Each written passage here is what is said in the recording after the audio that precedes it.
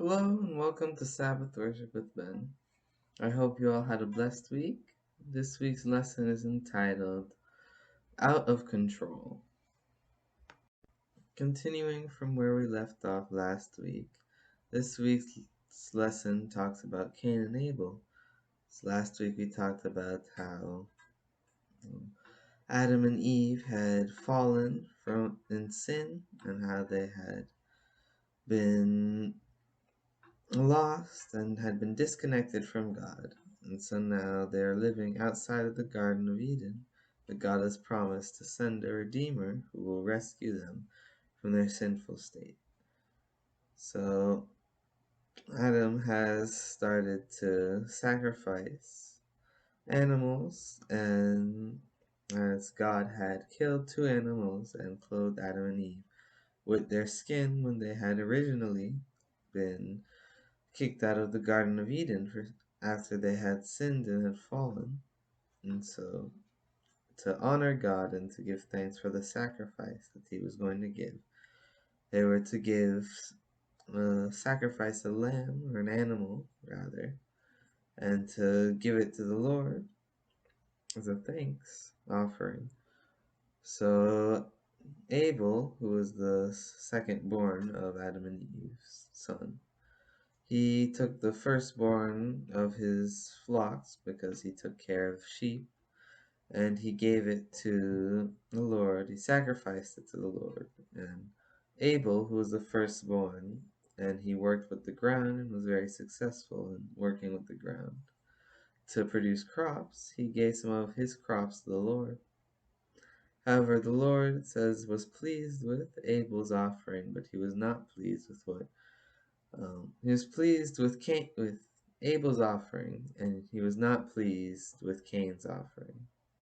Even though he had disobeyed God's commands, Cain was still upset that his offering had been rejected while Abel's had been accepted.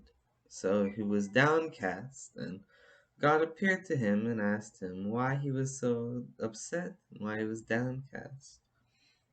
If he had done the right thing, then he would have been happy about it. But because he had done wrong, he had ignored God's commands on what offering to bring, sin was knocking at his door.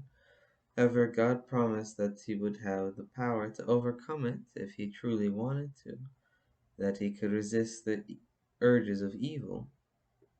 However, Cain didn't resist the evil that was knocking at his door, and he called his brother to come and go with him into a field, and there he killed him. And so then he went off and he started resuming his life like nothing had happened. So God appeared to him again and asked him where his brother was. And so Cain responded that he didn't know and acted offended as if he was supposed to know where his brother was.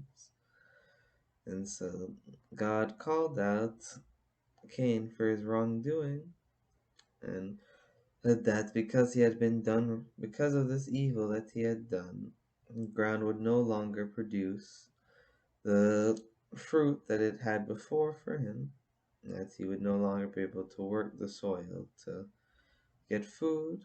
He would be outcast and he would be rejected by the rest of humanity. So Cain was greatly saddened, and he was said that this punishment was more than he could take and that he would be killed.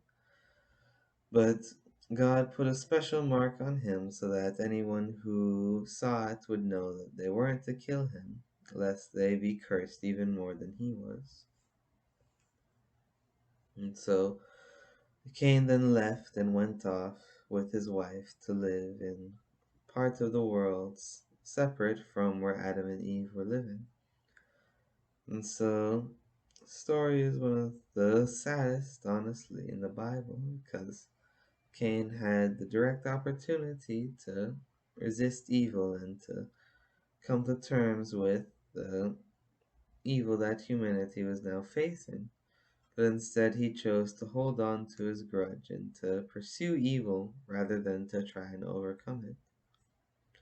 So it's often a reminder for us that we can be so caught up and our feelings are in the world that we end up pursuing evil instead of resisting and overcoming. So we have the power now through Jesus to overcome these things, and we can overcome sin and death, and we've been given the victory over them once we accept Christ. Now it's our mission to go out and to, since we have been given the power to overcome, and since Jesus has overcome for us, now it's our mission to trust in Him and to do things His way rather than pursuing evil and going on our own path. So even though we might not find ourselves in the same situation or even such an extreme one, we can always remember that whenever we find ourselves facing evil, the first thing we should do is listen to what God tells us. Cain didn't listen to what God told him, and he paid the consequences. And a great tragedy, the first murder in the world, occurred. So that we can avoid the same negative consequences, so that we can avoid evil, let's be sure to listen to when God speaks to us this week. Hope you'll keep that in mind. I hope you all will have a blessed day. Thank you for watching.